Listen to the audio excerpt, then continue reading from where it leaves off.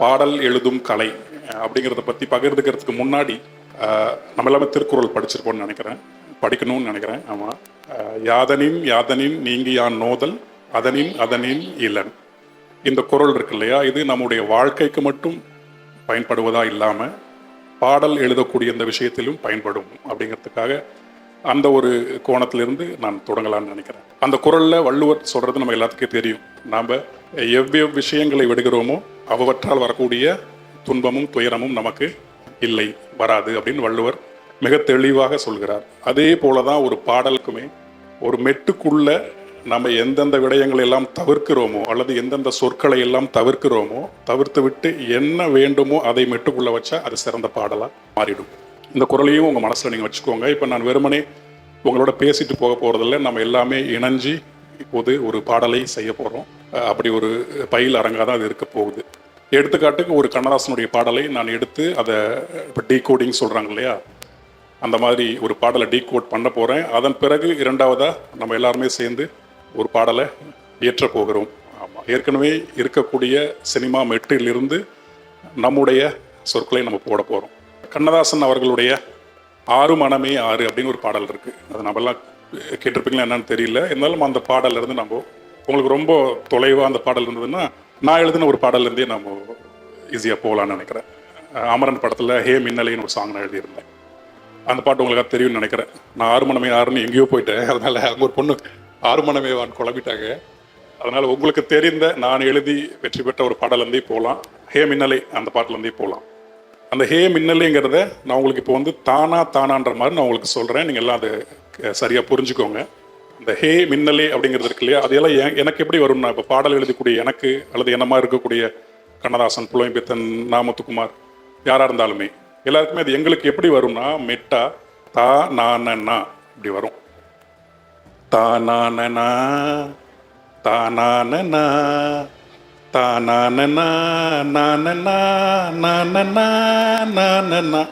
இது அப்படி நீங்கள் எழுதிக்கோங்க பார்க்கலாம். அந்த தா நானனாங்கிறத மட்டும் எழுதிக்கோங்க. இதுக்கு வந்து இசை மொழியில் தத்தகாரம்னு இதுக்கு பெயர். இந்த முறைக்கு பேர் தத்தகாரம். அந்த பாடல் இருக்கிற வரிகள்லாம் மறந்துட்டு அதுக்கு வந்து தானான்னு போடுங்க. தானா போட்டுக்கிட்டிங்கன்னா உங்களுக்கு புரிஞ்சிடும். இப்போ நம்ம எல்லாமே சேர்ந்து பாட்டு எழுத போகிறோம். உங்களுக்கே அது ரொம்ப வியப்பாகவும் மகிழ்வாகவும் இருக்கும். பாருங்களேன், அந்த யாரப்போ எழுதிருக்கீங்களா? தா நானா தா நானா ஹே மின்னலே ஹே மின்னலே. அதுக்கப்புறம் தானானா தானானா தானானா நானா நானா நானா. இதை எழுதி வச்சிட்டிங்கன்னா உங்களுக்கு புரிஞ்சிடும். இதில் அந்த தா நானா இருக்கு இல்லையா, அங்கே அந்த தாங்கிற இடத்துல நம்ம நெடில் சொல் மட்டும்தான் போட முடியும், குறில் சொல் போட முடியாது. நெடில் குறில் நமக்கு தெரியும்னு நினைக்கிறேன் எல்லாருக்கும் இல்லையா. அங்கே அந்த தா அப்படிங்கிற இடத்துல நெடில் மட்டும்தான் போடணும். அது எந்த நெடிலாக வேணா இருக்கலாம். மின்னலையில் பார்த்தீங்கன்னா தா நானா, ஆனால் நாங்கள் வந்து தா நானனான்னு போடாமல் நன்னனான்னு போட்டிருக்கேன்.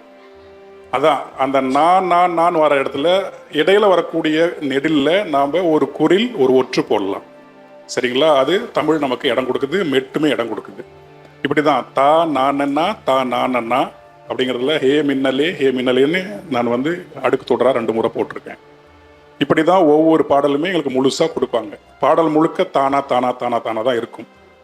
ஆக ஒரு பாடல் எழுதுவதற்கு நமக்கு அடிப்படையில் தேவை என்னன்னு பார்த்தீங்கன்னா ஒரு 4 விடயங்கள். முதல்ல நமக்கு மொழி வேண்டும்.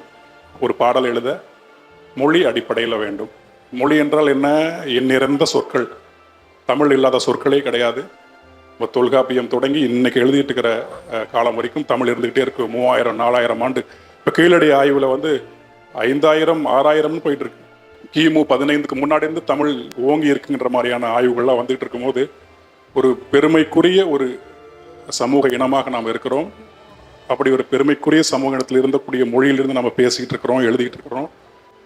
அதை நூல் பிடிச்சு தான் நம்ம தமிழ் திரைப்பாடலுமே இருக்குது. ஆக நமக்கு மொழி ஆளுமை மிக மிக இன்றியமையாத ஒன்று ஒரு பாடல் எழுதுவதற்கு. அடுத்து நம்ம வள்ளுவர் சொல்லக்கூடிய ஏற்கனவே சொன்ன அறம் பொருள் இன்பம், அது வள்ளுவர் எப்படி வந்து வாழ்க்கைக்கானதாக சொன்னாரோ அதே மாதிரி பாடலுக்குமே பயன்படக்கூடிய ஒன்றாக இருக்குது. எப்படின்னு கேட்டிங்கன்னா, ஒரு பாடலுக்கு உள்ள அல்லது ஒரு பாடல் எழுதக்கூடிய ஒருவருக்கு அடிப்படையில் அறம் என்பது வேண்டும். கண்டதை எழுதிட்டு போகிறதில்லை. ஏன்னா அதை கோடியான கோடி பேர் கேட்க போகிறாங்க, அதன் மூலமாக பயன்பெற போகிறாங்கங்கிற அந்த பொறுப்புணர்வு எழுதக்கூடியவங்களுக்கு வேணும். அந்த அறம் முதலில் வேண்டும். வள்ளுவர் சொல்லக்கூடிய அந்த அறம் அது வாழ்க்கைக்கும் பயன்படக்கூடியதாக இருக்குது, பாடல் எழுதுவதற்கு மிகவும் பயன்படக்கூடியது ஒன்றாக இருக்குது. அடுத்து பொருள். பொருள்னா நம்ம வாழ்க்கைக்குள்ள பொருளுங்கிறது வந்து பணமாக இருக்கலாம், நிலமாக இருக்கலாம், சொத்து சுகம் எதாக வேணா இருக்கலாம். ஆனால் இங்கே பாட்டுக்குள்ள பொருளுங்கிறது மீனிங். அந்த பாடல் எதை குறித்து பேசுகிறது, எதை சொல்லுகிறது அப்படிங்கிற அந்த பொருள் இங்கே வேண்டும். ஆக ஒரு பாடலுக்குள்ள அறம் வேண்டும், பொருள் வேண்டும். இது எல்லாத்தையும் விட முக்கியமாக இன்பம் வேண்டும். அந்த பாடலை கேட்ட மாத்திரத்தில் நமக்கு அது அளப்பரிய மகிழ்ச்சியை தர வேண்டும். இது மூன்றுமே வாழ்க்கைக்கும் வேண்டும், பாடல் எழுதுவதற்கும் வேண்டும். இந்த அறம் இல்லாத ஒரு பாடலே இல்லை. வெறும் பொருளை மட்டும் வச்சுட்டு வெறும் இன்பத்தை மட்டும் கொடுத்துட்டு போகிறது பாடல் இல்லை. அந்த பாடலுக்குள் அறம் ரொம்ப ஆழமாக வேரோடி இருக்க வேண்டும். இப்படி இந்த அடிப்படையில் இப்போ நாம் எல்லாம் சேர்ந்து ஒரு பாடலை செய்ய போகிறோம். உங்கள் எல்லாத்துக்குமே பிடிச்ச ஏதாவது ஒரு பாட்டு நீங்கள் சொன்னீங்கன்னா அதுலேருந்து போகலாம். இல்லைன்னா நான் எழுதிய இன்னொரு பாடல் அஞ்சு வண்ண பூவைன்னு ஒரு பாட்டு இப்போ வந்துருந்துச்சு தக் லைஃப்பில், அதுலேருந்து கூட போகலாம். அப்படி இல்லை உங்கள் எல்லாத்துக்கும் இன்னும் ஃபேமஸாக சொல்லணும்னா 96 காதலே காதலே தனி பெரும் துணையை எழுதியிருந்தேன். அந்த பாட்டு ரொம்ப சின்ன பாட்டு தான், ஆனால் அதுக்குள்ளே போகலான்னு நினைக்கிறேன்.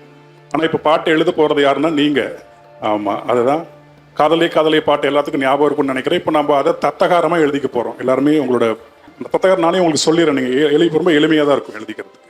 நீங்கள் இதில் வந்து இப்போ நல்லபடியாக எழுதினாலும் நல்லா எழுதினாலும் எந்த தவறும் கிடையாது. முயற்சி திருவினையாக்கும், அவ்வளோதான். நம்ம முயன்று கொண்டே இருப்போம், நடக்கும். தானன்னா தானன்னா தனனனனனா, இதுதான் தத்தகாரம். தானனா எழுதிக்கோங்க, ஒரு சின்ன இடைவெளி விட்டு இன்னொரு தானனா போட்டுக்கோங்க. தனனனனனா, தானனா தானனா தனனனனனா. நான் அந்த பாட்டு பாடும்போதே உங்களுக்கு ரொம்ப இயல்பாக புரிஞ்சிடும் பாருங்க. காதலே காதலே தனி பெருந்துணையே தனனனனனா, அதுதான் தத்தகாரம். எங்களுக்கு வரும்போது அப்படி தான் வரும். நாளைக்கு நீங்கள் ஒரு பாடலாசிரியராக வந்தீங்கன்னா உங்களுக்கும் அப்படி தான் வரும். இப்படி தான் கொடுப்பாங்க. தானனா தானனா தனனன நனனா தானனா தானனா தானா தானா. இது வரைக்கும் நம்ம இப்போ போவோம். உங்களுடைய ஆர்வத்தையும் நான் பார்க்க போகிறேன். ஆமாம், நம்ம வாழ்க்கைக்கு எப்பவுமே பங்கேற்பாளனாகவும் இருக்கணும், பார்வையாளனாகவும் இருக்கணும். அப்போ வாழ்க்கை சுகமாக இருக்கும். வெறும் பார்வையாளனா மட்டுமே இருக்கக்கூடாது. என்றைக்கும் ஏதோ ஒன்று பங்கெடுத்துக்கணும். தோல்வி வெற்றிங்கிறதெல்லாம் பயந்து போனவங்களுக்கு தான். பயணத்தில் போயிட்டே இருக்கிறவங்களுக்கு அப்படிலாம் ஒன்றும் கிடையாது. நீங்கள் பயணம் போக முயற்சி பண்ணுங்கள். வழிபோக்கனா வாழ்க்கையில் இருப்போம். ஆமாம், தானனா தானனா தனனன நனனா எழுதிட்டீங்களா? சரி, இப்போ அதே அந்த படத்தில் இருக்கக்கூடிய அதே சூழலை கூட நீங்கள் வச்சுக்கலாம், அல்லது உங்களுக்கு பிடிச்ச ஏதாவது ஒரு சூழலை வச்சுக்கலாம். இப்போ அந்த தத்தகாரத்துக்கு உங்களுடைய சொற்களை நீங்கள் போடுங்க, அவ்வளோதான். இந்த தானனா தானனா எல்லாமே நெடிலாக தான் இருக்கணும், எதுவுமே குறிலாக இருக்கக்கூடாதுங்கிறது உங்களுக்கு ஈஸியாக புரிஞ்சிடும். எல்லாம் ஆர்ட் ஸ்டூடெண்ட்ஸ் தானே. தத்தகாரம் மீண்டும் ஒரு முறை நான் சொல்லவா? தானனா தானனா தனனன நனனா தானனா தானனா தானா தானா. இப்போ இதுக்குள்ளே நாம சொற்களை போட போகிறோம். அந்த ஆக்சுவல் வேர்டு போக போகிறோம். நான் அந்த பாடலுடைய சூழல் வந்து அந்த படத்தில் வந்த மாதிரி இருந்ததுன்னா நான் காதலே காதலே தனி பெருந்துணையே கூடவா கூடவா போதும் போதும்னு போட்டிருந்தேன். நீங்கள் உங்களுக்கு என்ன மாதிரியான சூழல் உங்கள் மனசுக்கு ரொம்ப நெருக்கமாக இருக்குமோ அந்த சூழலை நீங்கள் எழுதலாம். யாராவது ஒருத்தர் எழுதி காமிக்க பார்க்கலாம், அப்போ தான் எனக்கே ஆர்வமாக இருக்குது இப்போ யார் எழுத போகிறீங்க அப்படின்னு. ஒரு குழந்தையை பற்றி கூட நீங்கள் அந்த பாட்டில் பாடலாம், அல்லது உங்களுடைய குழந்தை பருவத்தில் இருந்து ஏதாவது ஒன்று கூட நீங்கள் அதில் முயற்சி பண்ணி பார்க்கலாம். சரியாக எழுதுறோம் தப்பாக எழுதுறங்கிறதுலாம் இல்லை, நீங்கள் பாட்டுக்கு எழுதுங்க. ஆனால் இதுக்குள்ளே தான் இருக்கணும், இந்த அளவுக்குள்ளே தான் இருக்கணும். தானனா தானனா தனனன நனனா தானனா தானனா தானா தானா. நடா கேட்கும் போது நல்லா இருந்துச்சு, எழுத சொல்லிட்டாங்க இப்படி முக்குதே அப்படின்னு நினைக்காதீங்க. அது அப்படி தான் இருக்கும். பயிற்சி போக போக உங்களுக்குள் இருக்கக்கூடிய ஆகச்சிறந்த சொற்கள், ஆகச்சிறந்த கற்பனைகள்லாம் வெளியே வரும். அது வெளியே வரும்போது நம்ம மேலே நமக்கே ஒரு பெரும் நம்பிக்கை வரும் பாருங்க. அதுதான் நமக்கு வேண்டும். அந்த நம்பிக்கை தான் இந்த வாழ்க்கையும் இந்த மொழியும் நமக்கு தரக்கூடியது. அந்த நம்பிக்கை பிடிச்சிட்டு நம்ம மேலே ஏறி பறக்க வேண்டியது தான். உங்களால் முடிஞ்ச வரைக்கும் முயற்சி பண்ணுங்க, ஒன்றும் இப்போ எதுவும் தவறெல்லாம் கிடையாது. தானனா தானனா தனனன நனனா தானனா தானனா தானா தானா. தமிழ் தெரியாதவங்க இல்லை வேற மொழி பேசுகிறவங்க தான் உங்கள் மொழியில் எழுதுங்க, ஒன்றும் தப்பு இல்லை. இங்கிலீஷில் எழுதினாலும் சரி தான், ஹிந்தி உருது அரபிக் எதில் எழுதினாலும் சரி தான். இதுதான் தத்தகாரம். உலகம் முழுக்க இதுதான் முறை. ஒரு பாடல் எழுதுவதற்கான முறை இதுதான். இந்த பாடலுக்குள் நம்ம எவ்வளோ மொழிச்செறிவோட எவ்வளவு அனுபவச்செறிவோடு இருக்கமோ அதற்கேற்ற போல வரிகள் வந்து விழும். எண்ணும் எழுத்தும் கண் என தகும்னு சொன்னதும் இந்த இடத்துல பாட்டுக்கு பொருந்தும். மியூசிக் இசைங்கிறது வந்து ஒரு மேத்தமேட்டிக்ஸ், அது ஒரு கணிதம், அதுவும் எழுத்தும் சேரும் போது ஒரு ஆகச்சிறந்த இசையாக அது நம்ம கேட்குது. ஆமாம், யாராவது ஒருத்தர் முயன்று பார்த்துட்டீங்க அப்படின்னா மேடைக்கு வந்து சொல்லுங்க. ஆமாம், எல்லாரும் மண்டை போட்டு பிச்சுக்கிட்டு இருக்கீங்களா அப்படிங்க. என்றன் பாட்டு திறத்தாலே வையத்தை யான் பாவித்திடல் வேண்டும் பாரதி. அதனால பாட்டு திறனை வளர்த்து கொள்ளவும். தம்பி பண்ணிட்டீங்களா? வாங்க. தம்பி பேரு முத்துக்குமார சாஸ்தா. தம்பி அந்த ஹே மின்னலை பாட்டு இருக்கு இல்லையா, அந்த மெட்டுக்கு முயன்று பார்த்திருக்காரு. ஆமா, அவருடைய முயற்சிக்கு முதல்ல நம்ம எல்லாம் ஒரு கைத்தட்டல் கொடுப்போம்.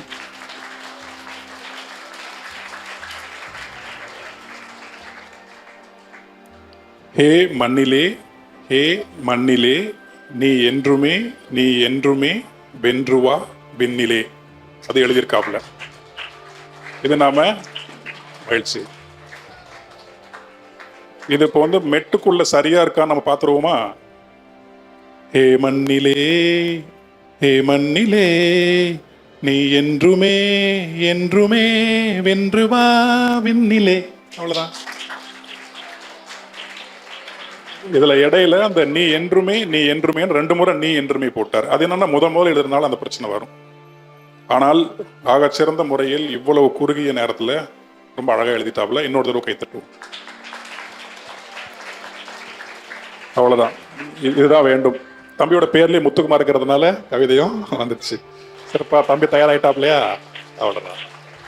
தம்பி நல்லா நிறைய படிக்க நிறைய உள்ள ஆழமா சொற்களை ஏற ஒரு ஆக சிறந்த பாடலாசிரியர் உங்க கல்லூரியில் ரெடியா இருக்காரு. ஆமா, நிறைய பேர் இருக்கீங்க. நான் அடுத்தடுத்து கேட்க போறேன். வாழ்த்துக்கள் தம்பி, சிறப்பா பண்ணுங்க. சரி, அவ்வளவுதான். தம்பி பிடிச்சிட்டாப்ல. அடுத்து தங்கை வாங்க. அடுத்து இப்ப தங்கையோட பேரு சௌந்தர்யா வந்து அடுத்து வந்திருக்காங்க. அவங்களுக்கு ஒரு கைத்தட்டல்.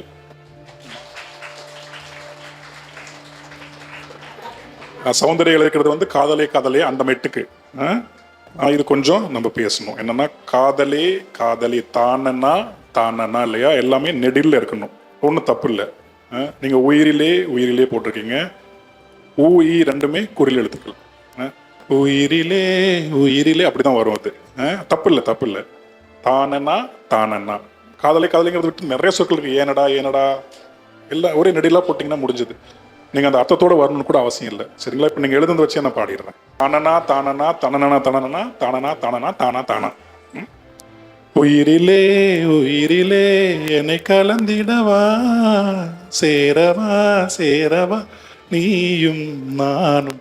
அப்படி போட்டிருக்காங்க. கொஞ்சம் கொஞ்சம் அங்கங்க அந்த குறில் நடில் இடர்கள் இருந்தாலுமே இந்த முயற்சி இருக்கு இல்லையா, அந்த முயற்சி தான் நமக்குள்ள சுடராக நம்மளை கட்டி கட்டி தூக்கும். நல்ல பலத்த கைத்தட்டல் கொடுப்போம் சௌந்தர்யா. சரிங்களா? அந்த குறில் நெடில் தான், வேற ஒன்றும் கிடையாது. தானனா தானனா நெடில் தான் வரணும். அதுதான் அங்க ரூல். அடுத்து ஒருத்தர் ரெடியா இருக்காரு. ஒரு முழு பாட்டுமே எழுதிட்டாரு போலயே. ஆமா, இது எங்க இருக்கு? காதலை காதலைவா. மீண்டும் காதலை காதலை மெட்டுக்கு தம்பி எழுதியிருக்காப்ல. தம்பி பேரு முகிலன். ஆமா, முகிலன். மழை மாதிரி பொழிவிங்கன்னு நினைக்கிறேன். ஆமா. யாதுமாய் ஆகினாய் உயிருடன் உறைந்தாய் சாகுமோர் காலமும் காதல் இன்பம். அவர் எழுதிக்கிறது கைத்தட்டுவோம். இது மெட்டுக்குள்ள எப்படி இருக்குன்னு பாத்துருவோமா? யாதுமாயாகினாய் உயிருடன் உறைந்தாய் சாகுமோர் காலமும் காதல் இன்பம். அப்படி போட்டிருக்காரு. இங்கேயுமே சின்ன சின்ன இடர்பாடுகள் தான், வேற ஒன்றும் கிடையாது. அந்த சொற்புணர்ச்சி நம்ம தமிழ் இருக்கு இல்லையா, 2 சொற்கள் இணையும் போது அப்படி ஆற்றொழுங்கா இணையணும், இளைஞ்சி இருக்கணும். அது அந்த சத்தத்துல ஓசையில எதுலையுமே அந்த அந்த இது நெருடல் தெரியக்கூடாது. அது இதுல கொஞ்சம் இருக்கு. இந்த காதல் இன்பம் அந்த இடத்துல கொஞ்சம் நெருடல் தெரியுது. உங்களுக்கு புரியுது இல்லையா? அது புரிஞ்சிருச்சுன்னா போதும். நான் விளக்க போறதில்ல, ஒன்றும் பண்ண போறதில்ல. இந்த முயற்சிக்காக மீண்டும் ஒரு முறை கைத்தட்டல். தம்பி பேரு மோஹித். மோஹித். எந்த பாட்டு இது? காதலை காதலை. அதே காதலை காதலை மெட்டுக்கு மோஹித் எழுதியிருக்காவுல பாருங்க. தந்தையே தந்தையே கண் திறந்தாயே தோழனும் தெய்வமும் நீதான் நீதான். இது சொல்லும் போது ரொம்ப எளிமையா இருக்கு பாத்தீங்களா? அந்த சொற்களுக்குள்ள இதை பாடி பார்த்துருவோம். நீங்களே பாடுங்க. தந்தையே தந்தையே கண் திறந்தாயே தோழனும் தெய்வமும் நீதான் நீதான்.